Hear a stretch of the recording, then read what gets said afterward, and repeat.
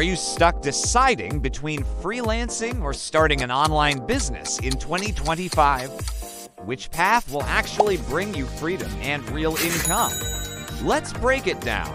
Hi, I'm Marshall from MarshalBiz, and today we're comparing freelancing and online business to help you choose the best way to build your future. Freelancing is great if you want quick cash and flexibility. You work for clients, get paid per project, and can start with low investment. But the problem? Your income depends entirely on finding clients.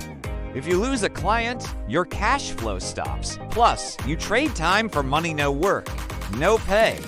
On the other hand, online business means building your own brand or product like a drop shipping store, digital courses, or affiliate marketing. It needs more time and effort upfront, but it can generate passive income later. The risk? It's harder to start, needs marketing skills and patience. Many get stuck freelancing forever, never scale it.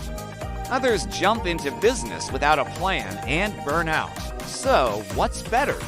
Start freelancing if you need fast income and build skills. Move to online business if you want long-term growth and freedom. Or better yet, combine both. Subscribe to MarshalBiz for more smart business tips.